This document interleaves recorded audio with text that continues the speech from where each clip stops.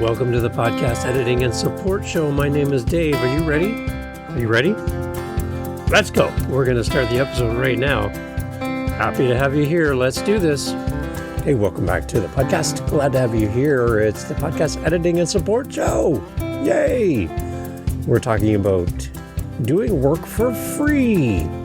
Oh, well, that's not going to make me rich, but it can get you great clients. It can build a business. It can get you started. If you're staring at a screen and there's no emails in your inbox, you're like, why is nobody hiring me? I set up this business and I've told maybe my mom and nobody's hired me. Come on, Mom, start a podcast.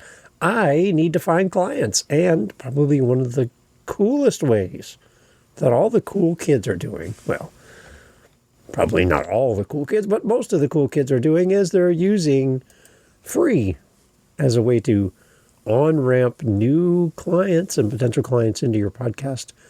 And today we want to look at how do you find the right shows to help for free when you're starting out.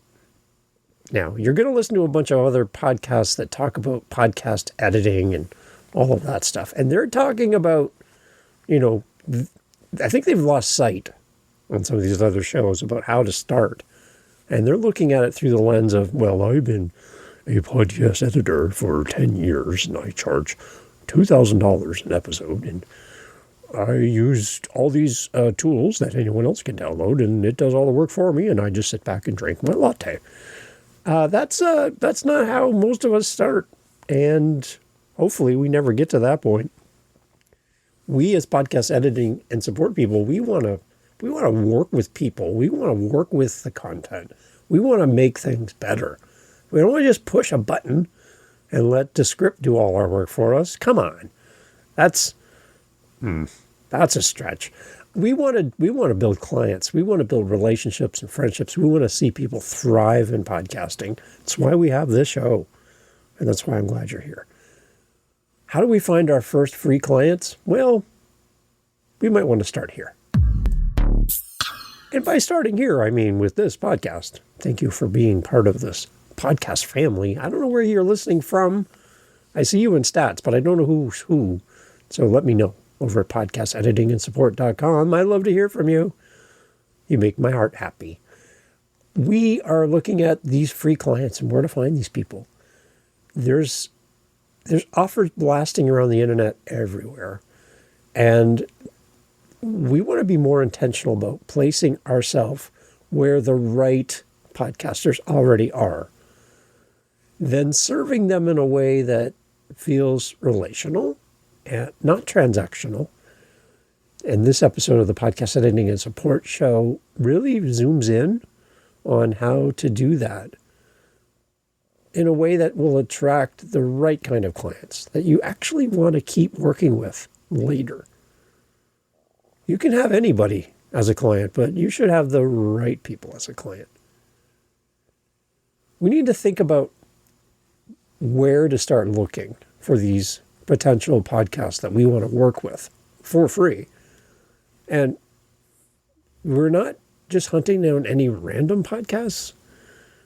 We want to look for something specific and the specific types of people in specific kinds of communities that we want to serve.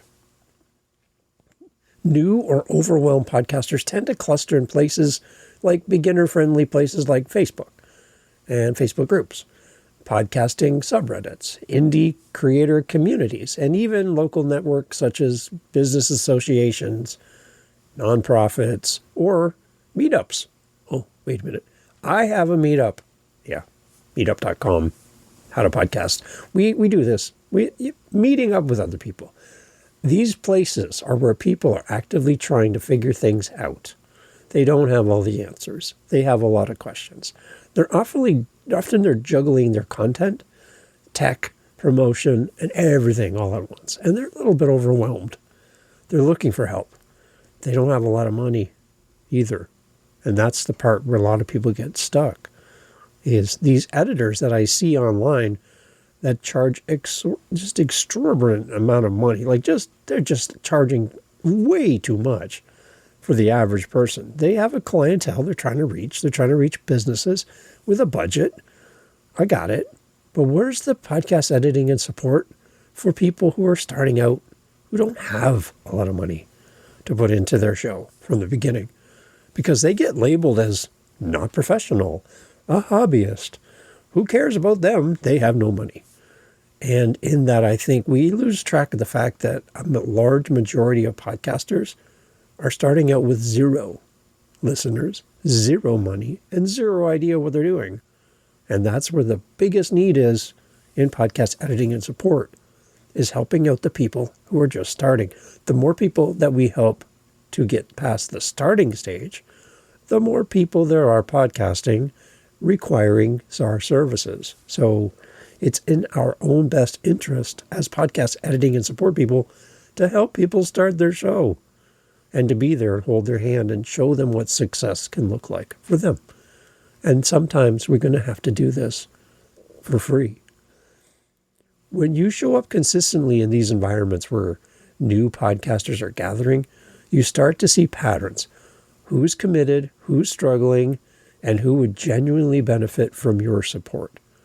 And once you are in these right rooms, talking to the right people, you need to know what to look for. Ideal free first clients are not the ones who have posted one trailer and vanished. You're looking for hosts who are publishing regularly, but clearly wrestling with their audio. Harsh background noises. Maybe they recorded at a conference and you hear the conference and you don't hear the speaker on the microphone because it's all conference noise. That kind of stuff.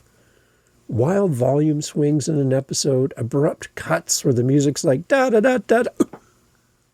Okay, well, we can soften that. Okay, you're looking for things that are inconsistent in intros and outros.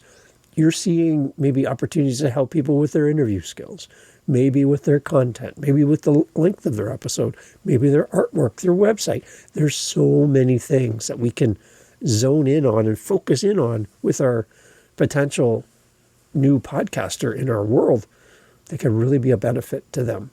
You also get to see people who are complaining that editing takes time. Takes them just like forever to do these edits, or the production is the reason that they are close to quitting.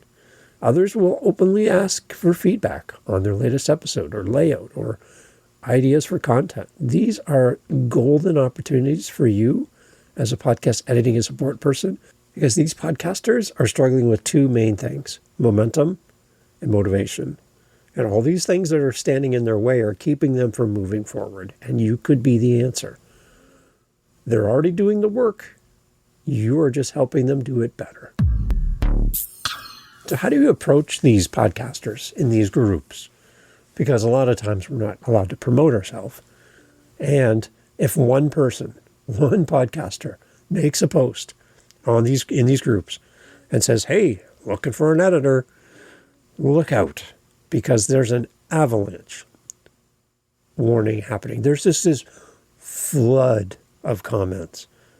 And a lot of these comments could easily be deleted. They're just phishing. And what I find interesting is I'll see a Canadian podcaster. I'm in Canada. I see a Canadian podcaster post in these groups, and people from around the world respond, which is great. I will put right in there, hey, I'm also a Canadian, and I'd love to help you. And I don't get any responses. It's funny, because people like to hire outside of their country, I find. And that's good for those other people, not so great for the people who live in your country. Maybe homegrown might be the best starting point, because you understand each other and know each other and you have something in common. It might be a good idea to start. I'm just putting that out there. But you need to show up in these places and approach people in a way that's not as salesy as everybody else. So instead of dropping a generic, I'll edit for free, DM me, comment that really looks spammy and it looks automated, listen to an episode and offer 1 or 2 concrete, respectful suggestions. For example, you might say, well, around the 5-minute mark, your guest is much quieter than you are. So maybe a little compression and a little bit of audio leveling and balancing might actually help at that spot and make your podcast sound better for your audience. That's much better than, I'll edit for free, DM me. Please, put a little effort into this. Get in there, make some comments, support them. Support the podcaster that's looking for help. That's a great way to start the conversation. Give value first. Tell them, too, that you'd love to help them with their audio and fix up this episode. And if you like, I'd happy to edit one episode for you so that you can hear the difference between what you've done and what I can do for you. Now you're leading with value. You're not just pitching. You're not just throwing things at the wall. And you're not like everybody else. You've shown that you've listened, you've understood their show, and you can solve a specific problem that they already feel or maybe they're completely oblivious to. You can be the one to help save the day. Superman gets attention for saving the day. So be Superman in these rooms and do something amazing for the people that are asking for help. Save the day. At the same time, while we're talking about this, free work is not anything goes. This is where red flags start to come in. If someone is vague about timelines, expects you to be on call, or immediately pushes for endless versions of a free sample, then this is the equivalent of someone standing at Sam's Club or Costco or wherever they have those free food samples, and they just pull up a chair and start eating everything on the table. It's meant to be a sample. It's not meant to be a dinner. It's not a buffet. So when people start coming at you with all these extras and you're helping them for free, that could be a warning sign that maybe this isn't the right person to work with. Also, if they speak dismissively about you, your time, your skills, or treat you like a button pusher rather than a partner, then they're unlikely to become a healthy long-term client. And you can say, I bid you adieu, and then move on. That's a better way to find out that this client's not a good fit for you than to be locked into a contract, money floating back and forth, and you hate it. So use your free onboarding and on-ramp as a way to discern, do I want to work with this podcaster or not? Free does not mean that your boundaries disappear. Doing early work for free should build a portfolio for you and relationships, but should not drain your energy or destroy your confidence. So let's make this practical. Give yourself a simple assignment after this episode. Choose a platform or two where your ideal podcasters tend to hang out, and search for the shows that fit your skills and your interests right now. Then make a list of 10 hosts or creators you would genuinely be excited to support. For each of these, jot down a short personal connection message that includes 3 things. Proof you've listened to their show, not just the automated AI emails. Please, for the love of all podcasting, stop doing that. Proof that you listening to me right now, you have listened to the show. One specific suggestion for the podcast, and an invitation to try a free edit for a single episode. An old episode, a new episode, whatever they want. You can adapt this template as you go, but the key is that every message feels like it was written for that person, not a demographic, not an avatar, not mass-produced. It's written for one. Do for one that you wish to do for everyone. Write it for the one. That's something you can do right now. The heart of this entire approach is relationship building. When you find the right shows to help for free and then serve them well, you are not just giving away your time. You are investing in testimonials, referrals, confidence, and clarity. You're building your skill set, and you're going to be the one that all podcasters are looking for. You're going to be the editor in demand. because of how you show up. You're not like everyone else. If everyone's doing one thing, stop doing that. Stop. If everyone's using AI to write their pitches, then don't do that. That's exactly what you need to stop doing. Don't be like everyone else, because I delete your messages. I delete every single AI message because it just reeks of unplanned. You don't care. You don't even know me. You don't know anything about my show. But the AI told you that this is how you should talk to me. Going back to those 10 people that you've written down that you want to reach out to, over time, those first 10 connections can become a web of future clients. And they're connected to other people as well. There could be collaborations and friends in the podcasting space. And it all started with free, which is what you're not going to hear on all the other podcasts that talk about podcast editing and support, because they're all about money. At this show, I'm all about service and helping people. And that's what I want to bring to you in this little mini series around using free as an on-ramp. I know I'm going to take some flack from some of the podcasters out there who think this is a terrible idea, but they're not my target audience. You are, and you're still here. What's the key takeaway? Well, let's wrap this up. Treat free work as a strategic partnership, not a desperate discount. Go where motivated podcasters already gather, offer specific, directed help, watch for red flags, dismiss podcasters that you do not want to work with.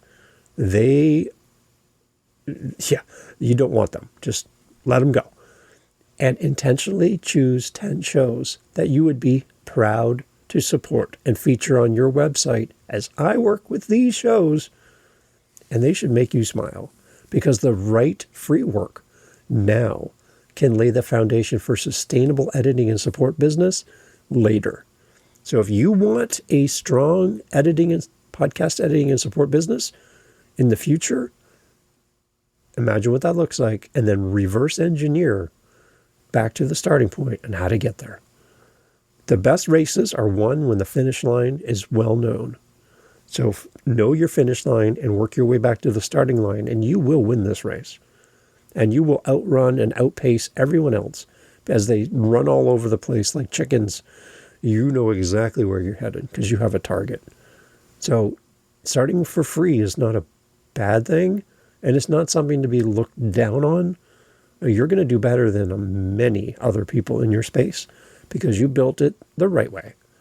You started by finding the right shows to help for free. Thanks for being here. Thanks for listening to the Podcast Editing and Support Show. Visit us at podcasteditingandsupport.com, podcasteditingandsupport.com. We would love to help you find a great podcast editor, or if you want to hire us, we would love to work with you. Podcasteditingandsupport.com. Catch you on the next episode. Take care.